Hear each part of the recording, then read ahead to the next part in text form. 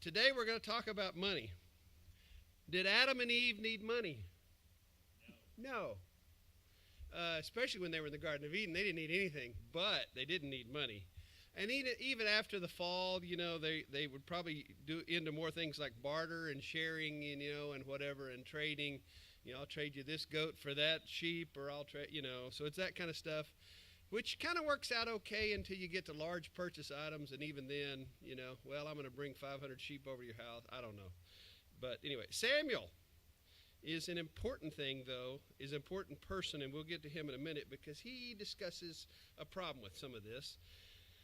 But moving forward in Genesis 11 and 12, when we were just looking at the Hebrew Bible, they were speaking of the land of Havilah, where there is gold, and the gold of that land is good. Silver first appears in Genesis 13:2, telling of Abram's riches of cattle, silver, and gold. So now we have somebody start working with precious metals. Not necessarily anything like coin or money, but they're taking gold and silver and trading it. Did you know that financial matters are mentioned more often in the Bible than prayer, healing, and mercy? The topic of sin, however, is addressed more frequently than finances, with even the specific word sin and variations on it appearing nearly 600 times. How much the Bible talks about money, there are more than 2,300 verses on money, wealth, and possessions. Jesus spoke about money roughly 15% of his preaching and 11 out of 39 parables. It was his most talked about topic. A variety of monetary systems are mentioned in the Bible, corresponding to different political powers.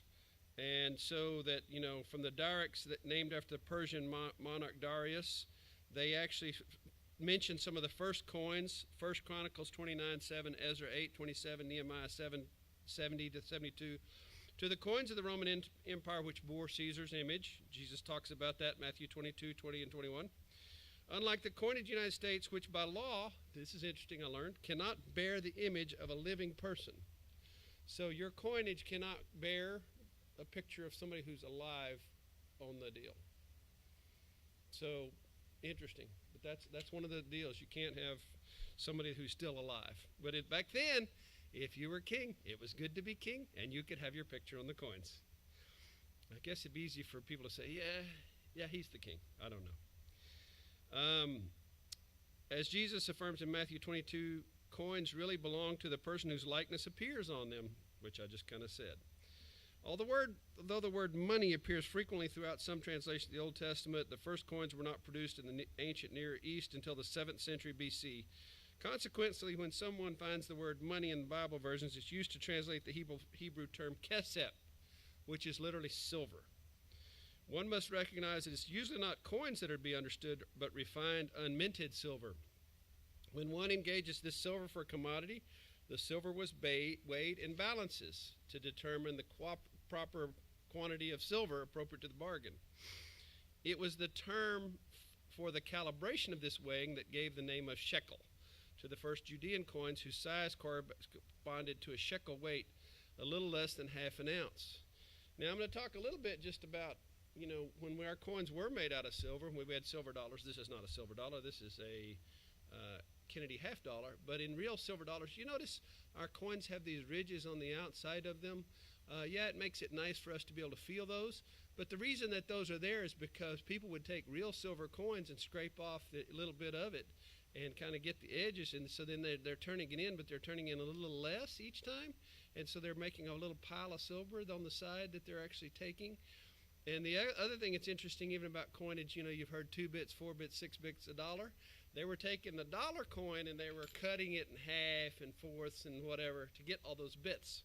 So a bit was a portion of the pie, basically. We've done some funny stuff with coins. So I guess you'd have to say, well, yeah, that looks like Kennedy's ear. Maybe that is a piece of, I don't know. But people have done all kinds of funny stuff about coins. The Chinese, and this is just something I know from them, and I'm just going to give you some other fun little interesting tidbit, but the Chinese had ingots that they would have solid silver before they had coin, and they kind of look like boats, kind of. But the other thing that's important about if you're going to carry bulk stuff, bulk silver, bulk gold, one of the key components of it is it probably needs to stack. And so these boats actually kind of fit together, would stack together and hold up some size because they were made where that they interlock, kind of like, not really Legos, but kind of like Legos. You know, if you notice, think about the gold that we have in Fort Knox, they're in bars that kind of stack. And so you can still reach your fingers in there and take them off, but because they're not perfectly square, because then you couldn't do that, but they stack. Funny thing about going from money to food, funny thing about those Chinese, I'm blanking on what, I think they're called, I'm blanking on them. But they have there's a name for those, and I'm trying to say tekels, and that's not right, shekels, and it's a different deal. But whatever those boat things that were silver, they actually have taken that and translated it into food. When you get Chinese dumplings, they are kind of reminiscent of that silver. So it's also even a funny thing that they're doing even with food. When they make that, it kind of looks like that. So that's why they made that food in that shape. They could do other things with it, but it's kind of funny. There's some funny things about food that they do that. But anyway, Samuel warned about what would happen if the people of Israel picked a king. And it does involve money. It involves lives and it involves money. He said that the Lord warned the people such a king would come at a high cost. He would draft their sons to plant his fields and make war for his selfish ambitions. He would make their daughters menial laborers in his kitchens for his parties, and he would tax everything they owned to support himself and his kingdom. Remember, Jesus was born because it was time for a tax, which means you had to count everybody so that you could figure out how much money you really had if you took a certain amount from these people. And so censuses also are about taxation. And it's true today, too, just by the way. Okay. The genius of money is that it simplifies and facilitates the exchange of goods and services between humans. Greek Christians would not have been able to assist Christians in Judea had it not been for the existence of money, which functions as a substitute for their labor and is easily transported. Romans 15, 23, 26, 27. The Old Testament acknowledged that there could be times when it was difficult for God's people to bring the actual first fruits of their harvests and flocks over the great distances separating them from the temple in Jerusalem. In such cases, the people were to sell the products in question for silver and bring the silver to Jerusalem, where one could purchase the appropriate products necessary for the cultic celebration. I've spoken, but I briefly want to go into this because the reason that Jesus had such a big problem with the money lenders in the temple was not that they were making exchange, but that they were cheating people in the exchange because they actually had their own temple coin, whatever it was, and so you had to have that temple coin. So they'd say, well, the exchange rate today is 2 for 1, 2 of yours for 1 of mine, 3 for 1, and so they would go these great distances in order to be a part of their religious ceremony. They couldn't bring an unblemished lamb all this way with them, so they'd sell it here. Somebody's making a profit. They would travel, and then they'd bring what they had, and they say, oh, that money's not any good. You got to get this, and you got to get that. It could even be that the city had their own coin and said, okay, well, to get into this city, you have to do this. So there was a lot of that. So that's why Jesus is mad at them in the temple, is what they're doing to the people who are there to worship. This perception of a convenient exchange, talking about money and stuff, reappears when substitutes are required for other aspects of the religion. Since all firstborn Israelites originally belonged to God, as a result of his saving their lives in the Exodus 13, 11 through 16, the whole story, in addition, firstborn Israelites had to find human substitutes if they wished to be released from God's full-time service. Numbers 3, 40 through 45.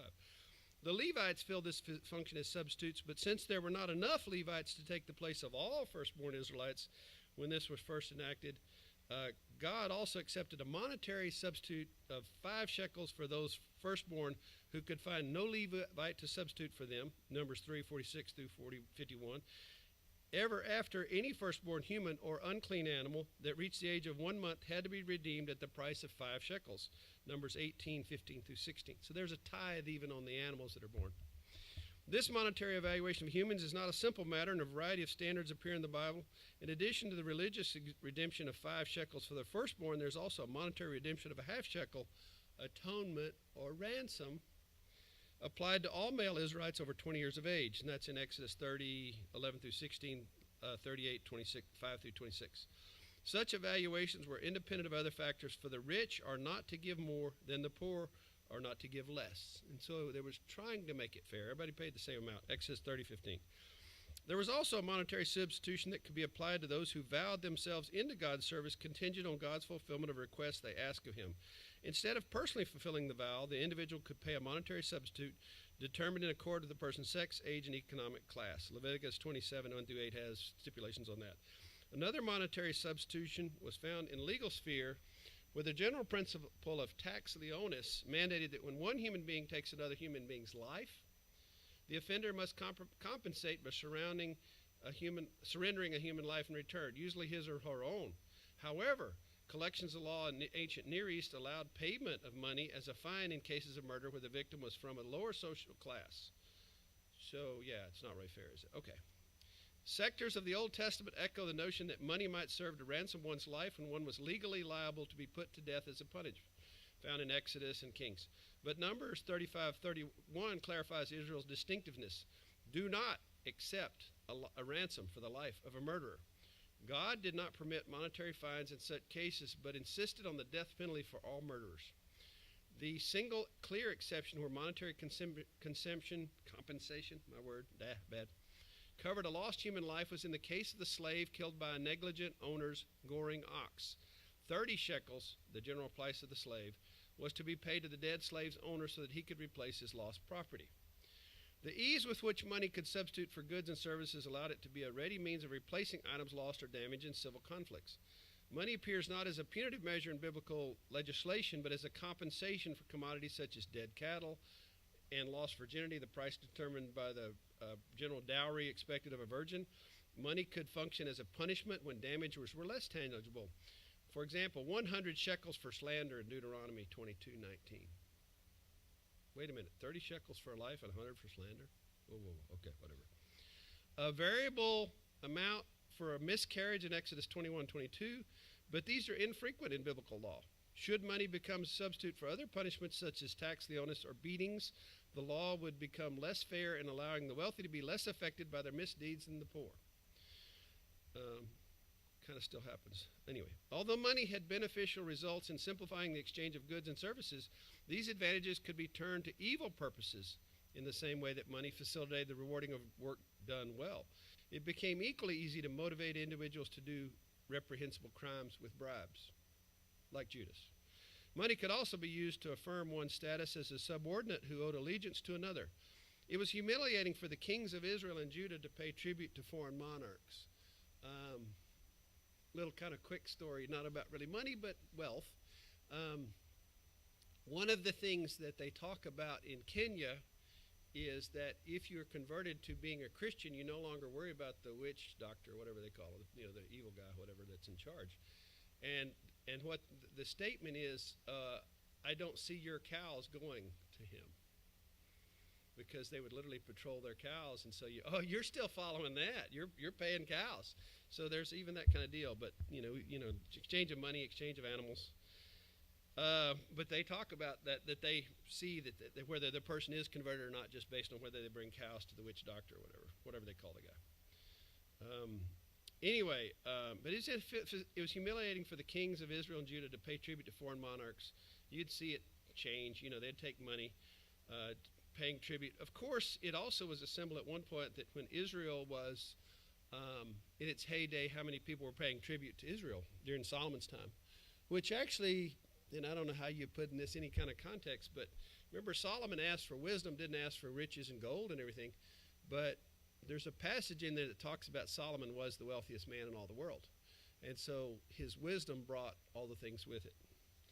Okay, I have read and heard discussions that during the Crusades, people in Europe wanted to go to Holy Land, wanted to go to Jesus' tomb, all these things that, people are still traveling to Israel in record numbers all the time to do stuff, to see this stuff. Well, the problem was that, they'd travel by sea or generally or land, and they would have to carry their wealth with them, and so there were a lot of bandits along the way. And so at some point, the Knights Templar grew up to try to protect the people on the road, and, because they really are carrying coins probably at that point, but carrying certain amounts in chests or whatever. And so the Knights Templar realized that, it's kind of hard to protect these people because we can only have so many soldiers and there's lots of miles and all this stuff and everything. And so what they started doing is they created paper. However, not like this, but they would take paper and they'd figure out ways to try to certify it. Maybe they would emboss it, seal it, whatever. It may be that it had to be exchanged in the hands of a Templar that you understood or you knew, but they would basically issue paper for these travelers that when they would leave, the ports to go to Jerusalem, when they got to Jerusalem, they'd take the paper, present it to the Templars who are acting now as bankers, and they would exchange the paper for coin so that those people could do that. So they were creative, trying to figure out ways to keep the assets from doing that. I'm sure the Templars charged a little fee, too, to make sure that it all worked. I like to say, though, that those were the true first traveler's checks. And many of us understand traveler's checks. I'm sure there's a lot of young people who have no clue because now you just take your plastic with you. You just charge it. It's even weirder because, you're in another country with a different exchange rate, and it gets charged, and you're like, wait a minute, this wasn't 6,000 whatever. This was only $150, or whatever. And you're like, oh, it's real freaky to watch it charged because you're like, whoa. But you do the math, but I wish they'd put it in dollars. I'm just saying. Makes you a little nervous. But for the younger folks, traveler's checks, you would go to the bank or someplace, purchase them, and then you would sign, and then it wasn't good until you signed the other side. And trust me, you got exchange rates when you took those traveler's checks to places to get money, so that you had local currency to be able to do what you're doing too. Okay, money is one of the least trustworthy and most deceptive elements of human existence. It is an unpredictable and wildly vacillating guide to value. Large quantities of silver and gold, such as when one finds silver as common as stones, generate inflation, which devaluates the currency and its buying power. In other words, the more money, the more cash you have in circulation, the more dollars going after objects, going after chairs or pianos or whatever, then the inflation, the buying power drops. To give you an example of just something from my life, and I bring plastic so that way I don't break anything and it's not really, whatever. I can remember when I was even pre-teenager, I guess, that if you could get in the local pool hall, and when I say get in the local pool hall, that meant that my brother or my grandfather had to be in there. If I got caught without them in there, I was in trouble. Because guys do guy things in those places, whatever that means, And in the small town of Sterling City, how much evil could happen in the pool hall? But anyway, but if my grandfather or my brother were in there, I could. And so the thing that we knew is the pool hall had the machine that a Coke in a bottle was a dime. So you can see why we wanted that. You had to leave the bottle because the bottle's worth something too. I don't know. The bottle's almost worth as much as the Coke, I guess. But, so then I'd have to give the dime to my friends and send them in the pool hall because if they could get away, whatever, but I could. So it's one of those times I had to learn my limits, Did I sneak in occasionally? Yeah, probably so. But I worried about it. But so wait a minute. How much are these today? And you get them out of machines and they're at least $2. That's inflation. That's crazy, but that's it. There you go. There's inflation right there. So while the sudden availability of products may cause the value of money to plunge, if you got too many things, it's not worth anything either. So you can kind of have this. But they tried to stabilize the currency and exchange rates. Hoards of coins have been found in archaeological excavations because how did people save their money? They dug a hole and put it in the ground. Unless you had banks, and then banks created problems, which we'll talk about in a little bit. But this is why Jesus also talks about what are you doing to protect it? Can you really protect it? Store up your treasure in heaven where that it does not rust, tarnish, whatever. If you have dollars, they could burn up. I guess you could get them, you could get insects that eat the money and mice and stuff like that. So it's a problem. But Jesus, basically, Jesus insists not accumulating their money. The other thing is, whose allegiance do you have? And this is where Jesus goes into them and says, who's on the coin? Caesar given to Caesar, that's what Caesar's given to God, which is God's. And if you really look at that, kind of in a way, he's saying that coin, Caesar may have minted that, but everything it's made from was God's, and everything that can be purchased with it is God's, and you are God's. And so Jesus nails them. I mean, he gets them on that little thing they think they're going to trip him up, and so there goes that.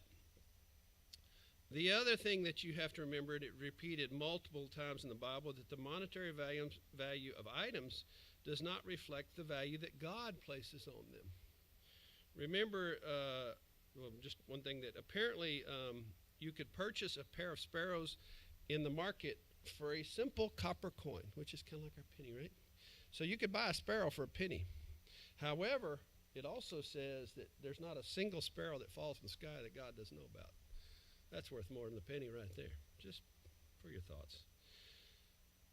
So, you've got markets and everything else. Joseph was sold for less than the price of a slave, which was 20 shekels at the time. But he became the savior of Egypt, who ironically purchased its entire population into slavery. Jesus betrayed price of 30 silver pieces in a tragic miscalculation of his true status, in which Jesus was sold for a little more than the price of a slave to Judas, and doing all that. Although they may look along a disdain, a donation of a few copper coins in the temple treasury, but it's not the market value, the widow's gift, that Jesus finds important. She put in everything, all she had to live on. So it was more of the value than it was, to her and what it meant. The spiritual value that irritates Peter when Simon the Magus offers to pay money in return for the power of the Holy Spirit. Like, what? One should not even consider any amount of money exchanged for the most intense suffering for the sake of Jesus. It is for this reason that those who lead the church must have no fondness for money.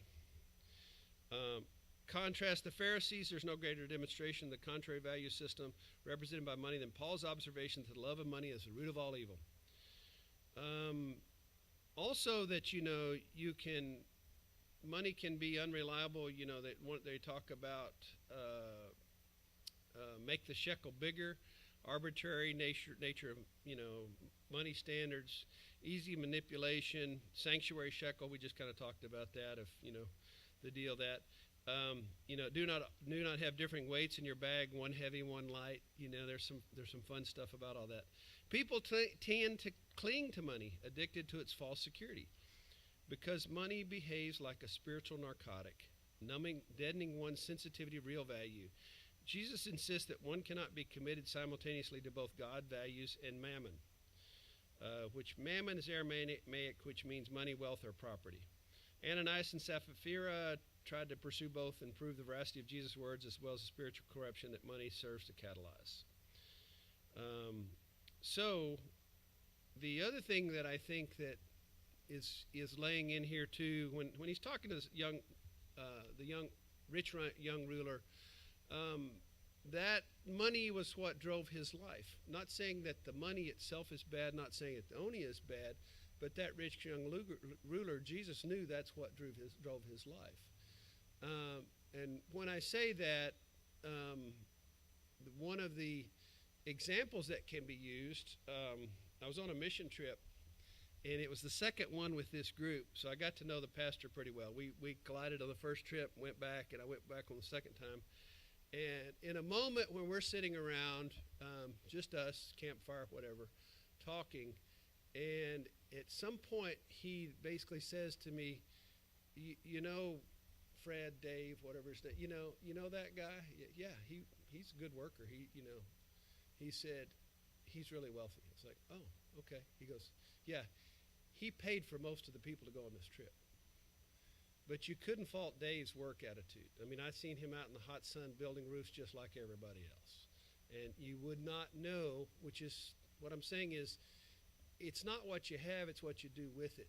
There are some people that are very good at figuring things out, and not deceitful ways, not stealing or trying to bribe or not causing, chaos with people. There are people that whether good or bad or indifferent. But what is it, Jeff Bezos, Amazon? That guy can make money. We go out of our way to click on the Amazon thing, to order from him, to pay for next day shipping, which won't occur because it'll be 2 days, but we still will do that. For example. Now, I don't know if he's a good guy or a bad guy. That's for God to judge. But some people are good at making money. And so, like I said, you can't judge the rich young ruler, I think, because of his wealth, but you can judge him for where his heart lies. And Jesus got to the core of him very quickly. I know what your core is. I know who you serve. And so the guy walked away. But Jesus knew what drove him. It could be power. There are people driven by power. They don't care about the money, but they want to be in charge.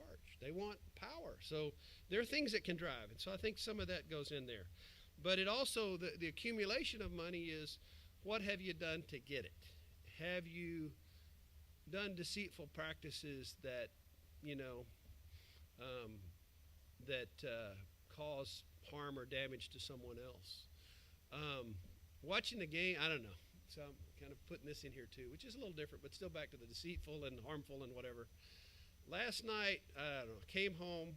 Unfortunately, I'd done most of my sermon, but my wife was watching the Astros-Seattle game that went to 18 innings. They played 2 games basically back-to-back in one game. They set records for how long that a playoff game went. They set records in how many strikeouts there were, because there was over 40. It was incredible.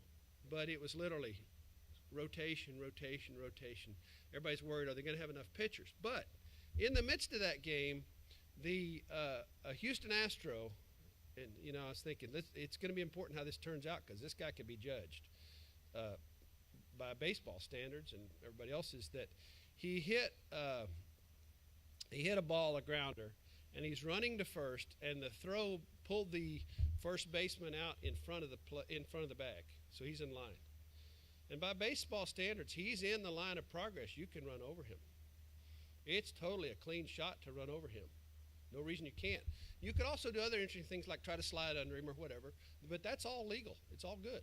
But the Astro instead just stopped, let him tag him, and turn. Like, I'm not going to hurt you. But you're also looking at a game who's gone 16 innings by that time or something. And if the Astros had lost, then people be saying, hey, he could have tried to take that base. I played catcher. It was fair to them try to run over me. I knew it. You get in front of that plate, you may get run over. I at least had gear. But it's still legal. And you hear Elder Bush talking about when there's potential double play, he said you come in spikes up. And baseball players know exactly what that means, is that guy better be hopping off that bag when he makes that throw. Otherwise, his feet are fair game. And so there are rules, and you're playing within those rules, but is it just? Is it right? Is it whatever? And so I was proud of the Astro, but I'm sitting there watching it with my wife going, let's just pray that they win this game, because he's going to get grief if they don't. Somebody is going to start talking about, hey, you didn't take that base. At all costs, you should have taken that base. Just saying. The other thing, just kind of going through, the power of money is no more dramatically confronted in how evil it is when it's used to purchase another human being. And, the reality of purchasing human beings becomes one of the more powerful images for depicting God's redemption, an economic term. He redeems us of his people. This image conveys God's ownership of his people and their resulting obligation to obey him. As Peter stresses, however, money is inadequate for this transaction, because we were not redeemed with perishable things like gold or silver, but with the precious blood of Christ. So money can't have any part of that real transaction. There's no record of money or precious metals being treated as unfit for sacred purposes in the Old Testament, in the temple and everything. Quite the contrary, even the wages of a harlot could be used for support of the temple. I had a conversation with a minister years ago at dinner one time, and we were talking about, because I knew this guy didn't agree with the lottery and, gambling and this sort of stuff. And I said, well, if somebody wins the lottery, would you take their money if they tried to donate $1 million to your church? Do you take that? And we had a fun discussion because, part of you says, you shouldn't support the lottery stuff by taking the money. And then I actually kind of, and he's struggling with it. We're both struggling. What do you do? We really didn't know. But one of the things that I actually got him with too is, as the person taking the money, you might have an obligation to take it under the whole deal of, this may be part of this person's redemption. They may realize what they've done playing the lottery and how many people have suffered, how many people have donated, how many poor people are now losing money because they're playing these numbers that aren't going to add up. You're going to lose. Every once in a while somebody does win, but most often you're going to lose. If you look at billboards for the lottery, they're in neighborhoods that have lower socioeconomic people who don't understand the math. My daughter does the math. My daughter does the math all the time. She was on a game show and she got down to 50-50. She said, we're done. And I asked her why she quit. Why didn't she go for the car? She said, well, I did the math. I was like, okay. So she figured out that she had a 50-50 shot. She also had figured out, because up front they told her how much taxes you would pay on the car. And she also figured out that if she won a certain amount of money, that this would be the taxes and they would just have to mail her a check. She didn't go for the car because 50-50, and I know how much I'd owe, which would be, then I had to figure out a way to get the car there, which would cost me more than all this stuff. And she said, we're done. So she took the cash. But you see what I'm saying is there's still that whole thing with, do you take it as redemption for this person who that may be part of their healing? So I don't know. How do you judge that? Does the money that comes into the church, is it clean because it's here? Don't ask me. That's a question for God. However, the priests in the New Testament would not take the money that Judas was given. Wouldn't take it. Blood money. Wouldn't take it. Okay. Recap. We have barter, then gold or silver and talents or ingots by weight, then coin, then banking like the Knights Templar and paper money. At one point in the United States, there was the gold standard. There was discussion about, do we actually have to have gold stacked up in Fort Knox to say this supports our money? We would probably be in a much, much better economic time if that's what we had done, because that says that our government can't print money unless we actually have gold to back it up. I have, just for y'all to get to play with, have some different papers. And I think it's funny, if you notice, there's really no markings on our U.S. dollar. There's no watermarks or anything fun. But we get to our fives. Fives must be worth a little more because they actually have some stuff on it. This is a euro, and it has it, and you can look at all the things they do to try to keep people from counterfeiting the strips and the way, the watermarks and everything else. Y'all can pass those around. But for, it's just, I love looking at money, because of the different countries, and you learn stuff from them and whatever. But it's kind of deal. During the Civil War in the United States, they had paper currency. However, also the weird thing is they had multiple banks. So your currency could actually be from a certain bank. They had Union currency, they had Confederate currency, and so all that money, people were, for whichever side thought it was protected, it may not have been. The money in your wallet has no intrinsic value. It is worth what the government says it's worth. It is essentially morally neutral and powerless. Nobody's ever think about money that way. The devil uses money to seduce us, and that is when it can become powerful in a negative direction. He wants you to fall in love with it, so you'll become a slave to money rather than its master. The flip side is when we use money as a tool to invest in God's kingdom. Money becomes a powerful instrument of good. So back to banks. We've got banks that we can give money to, and they will hold it for us. Now, if you see that the FDIC insured banks, they mean that up to something like $100,000, they will federally insure that deposit. Now, if you go over that, they don't insure it. But if you have a deposit up to $100,000, they will insure it and protect it. However, there are still things that can happen. And the other thing that U.S. banks must have is on their ledgers and everything, they must have the value of what they have in their bank. In other words, if people were to come to try to get their money, they are required to have that money. Run on banks. I don't know if you saw Mary Poppins, but there was a run on that bank because the little boy started talking and people got freaked out and they made a run on the bank. Those can still occur. it means that everybody can try to get their money at once. What country was it recently? China. Maybe both. Maybe both. Could be. In China, interiorly, there was an area that people liked to use as banking. I guess their rates were good or whatever. And so these people started traveling to try to get their money. And the party shut them down because they didn't want these people getting this much cash. Money can be power, too. And the Chinese were afraid of all this. So it's interesting. We also have international banking, that for years you could put money in offshore accounts. You could put them in the Bahamas. You could put it in Swiss accounts, whatever. The problem kind of that occurred with some of those offshore accounts, twofold. Number one, it's a great place for people to hide drug money and other nefarious transactions, But it also means that United States citizens could take their money and store it overseas in ways so that if they had enough, store it so that way they could hide it from the United States government for taxation and that sort of stuff, which, that really shouldn't be such a big issue if it's legal. But at the same time, our government doesn't like that. So, so we should fear our government probably, but that's just saying. Okay. Values. Washer. 50-cent piece. Quarter.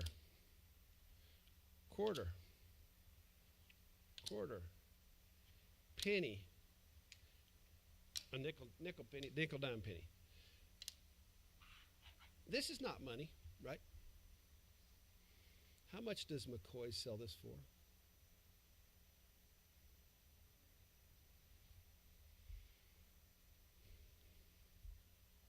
This is $1.25 right here, dude. We're talking everything but the small change. What's even crazier, this washer I picked up, it's all rusty and everything. New, this is worth at least probably a quarter. So that's how screwed up our world is with our money. If you want to think about it. So do I pick up washers? Yeah, I've picked up coins all my life. I pick up washers too now. Because if you really think about it, $1.25 at the checkout at McCoy's, and that's not counting the tax you also pay on it. So it's actually probably worth more than that to you when you buy it. Just saying. If you're smart, you go to Tractor Supply and they weigh them. Have you sold? I don't know. But inflation.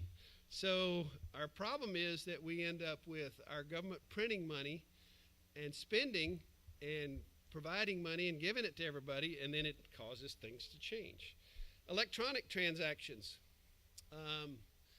When I was in med school, we had an ATM, and actually my kids catch me. They know what I'm talking about, but I say Pulse. I'm going to the Pulse machine. Because that was the brand that I think maybe first started it or whatever, but the Pulse machine was where you got. It was perfect for me in med school because, I had an allowance, and so if I needed money for lunch or something, I could withdraw $10. $10 was actually several lunches, It meant that I had money available to me 24/7, 365. So Cheryl didn't have to run to the bank or whatever. Your check wouldn't be any good because, they're not going to clear it that fast. So I need money. Okay, so moving forward, and I had kind of become dependent on ATMs. I was at work, and I put my card in the machine, and then I got a call, And so the call is important. I'm at work. Somebody may need me. So I answered the call and didn't realize that my card was still in the machine, whatever. I didn't pull it out because I hadn't done everything. I finished the conversation, and the machine had eaten my card. So I start pushing the buttons like, give it back to me. No, give it back. That means, I didn't have any money at work, so that means I'm not going to get to eat if this doesn't, spit my card back out. No. So I called up the company thinking maybe they can just electronically make it spit my card out. Oh, no. You get to order a new card, and it takes a minimum of like 5 to 7 business days to get your card. So the reason I say that is you think you have access to your money. If stuff happens, you probably don't. We'll get, that in a minute. But electronic transactions. Venmo, PayPal. Venmo and PayPal serve as banks, but they're not federally insured. They don't release how much money they have, so you don't really know if what they have is worth whatever. And so do they have access to your other accounts? Maybe so. Just food for thought. With electronic money? Okay, video games. Years ago, you could play video games, and in the game, you know, there were things that you could accumulate wealth in the game, right? You're saying, well, that's just virtual money. It's not real money. It's not worth anything. Actually, they started where that you could actually buy from another player who had money in the game, and they could transfer, you know, their 50 silver pieces to you for a nickel, a dime, whatever. But players were actually making money off the game money that wasn't real. You know, in some of these games, you wanted a spell. Can I buy a spell? Can I buy it for another player? Yes. Wait a minute. It wasn't real to begin with. In meta now, people are building homes that don't exist. And they're using real money to do some of this stuff, which is strange, but thrown out there. So then we moved to cryptocurrency. What's cryptocurrency? I had to get my son explain it, and I'll try to tell you the best I can from understanding, because I'm not sure I got my head all the way around it. But basically, cryptocurrency has some kind of certificate that is real about this crypto, whatever coin that they make. The coin is worth some value, like $20,000. And so when they make this deal, there is literally a game that you have to line up the right numbers first to win. It's like playing a game, but you have to get the right numbers. So these people are paying all kinds of money to put in all kinds of servers that work faster and process numbers and crunch numbers in order to try to be the first to get that, because then if you get the certificate, you own that crypto coin and it's yours. Now you can transfer that crypto coin to somebody else. Going back to, it's kind of virtual, but it's real. It really is backed up. However, who accepts cryptocurrency? Can I take cryptocurrency to my local bank? Maybe, maybe not. Okay, kind of back in the same vein with gambling. If you're in a casino, when you want to play their machines, it used to be you put in coins. Now you put in something very similar to, a card. This is Arby's gift card. But, you're given a card. And it has credits on it, and you win, it puts credit on your card. And you go to the cashier to change it out, and they give you money. And casinos are doing this on boats or whatever. In Vegas, is it money? Well, you can go to the casino restaurant and turn it in and get food. Can you go to the local McDonald's and pay for it? Maybe not. One of the guys was asking. I don't know. Maybe you can. Depends on where they are, who they're with, How are they? It's like created their own banking system. But yes, and so the other thing is the Gaming Commission makes sure that they have cash on hand to pay what's there. So if you try to cash out and they can't do that, that's a big deal. So there's that, because they don't ever want to get into that. Trucker strike in Canada. To me, that was one of the things that I think that as a nation, Canada reached an incredibly new low. Because electronically, they could take the assets of those truckers and seize them. That should be a big, huge no-no ever.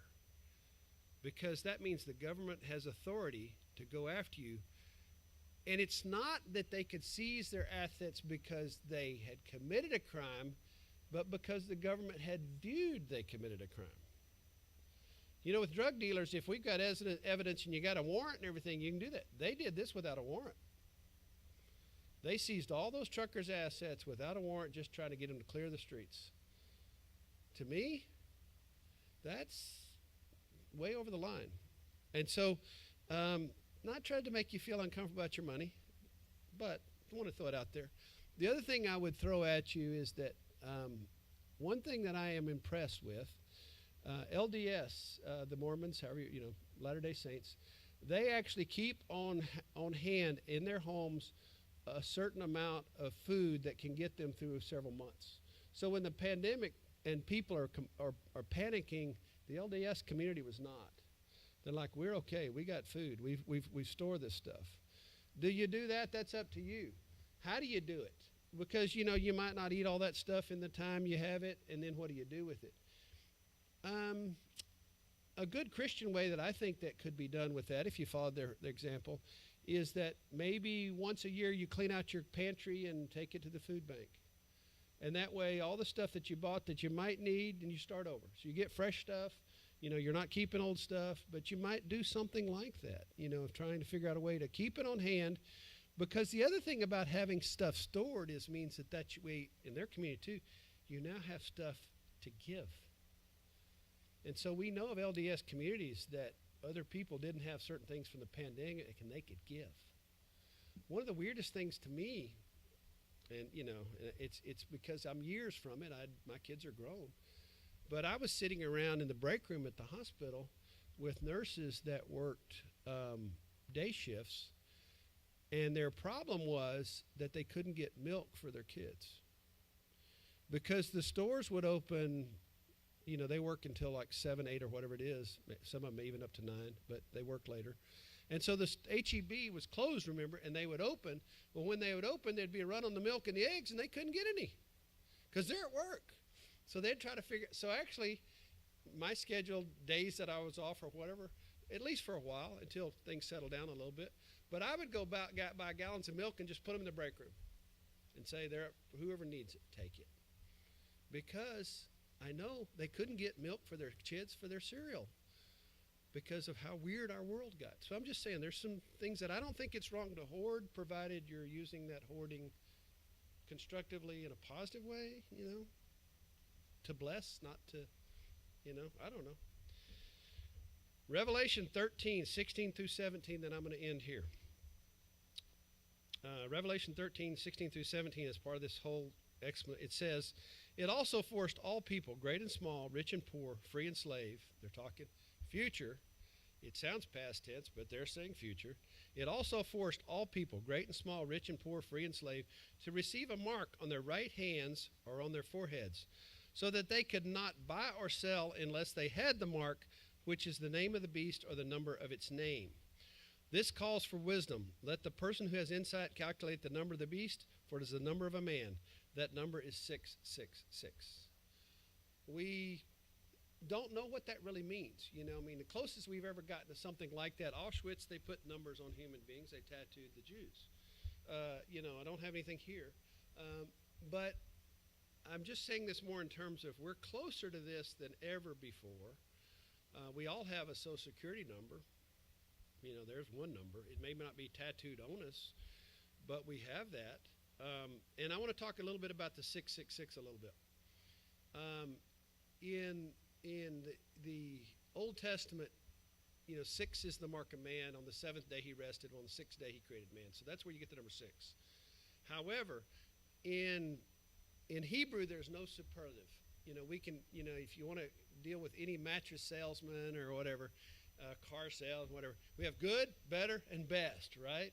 Those are superlatives. Better and best are superlatives over good. Hebrew doesn't have a way to do that. So what they do is they would say the same thing over and over. Tov, tov, tov. Good, good, good. So by repeating it, it makes it a superlative. Okay? So 6 is evil. 6 is more evil. 666 is really evil. So you don't have to put a whole lot into that. I don't know that I have the answer to this, and I'm trying. But the 666 may not be what we really think it is, that somebody's going to be wearing 66 on their forehead. We've had crazy people. Well, I don't know. Did Manchin whatever? Did he carved a cross? I don't know if he put the 6s on his head, but whatever. He did weird stuff, but but I don't know.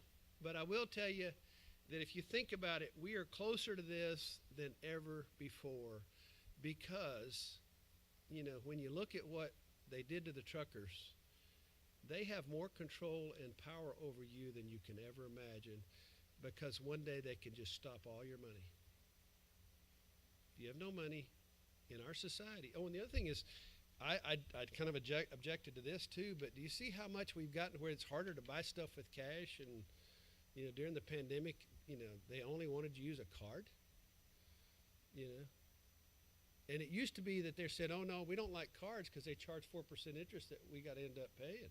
Oh, no, no. Now they're saying, no, we don't want a card. We don't want you paying cash. We want a card. And then there's this garbage, which I do not ever believe, and I wish somebody could, I think this is a fact checker would say it's a lie, that we couldn't keep up with the coinage and there's a coin shortage. I think that's total garbage. I think just somebody's afraid of touching the coins because it may have COVID on it, but I don't think that we really couldn't produce it. I don't think that we really ran into that big of a problem, you know. Because let's face it, everybody's got in their home somewhere coins that they've, you know, squirreled away for whatever. There's a story that I like to tell. There's was a simple kind of a farmer kind of guy. I mean, you know, he didn't have a lot. But whenever he would have a child born, he would put a jar by his bed, and every night he would put his change in. And he paid for college for kids. And it was funny because the story goes that all of his kids were raised, and they were expecting a grandchild.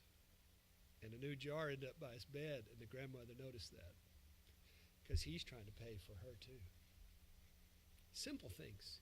You know, I don't know if you've ever talked about egg money and stuff like that, but you know, that's mom's egg money. You don't mess with it. It's still a value of savings. If you put it in and start letting it grow, it will.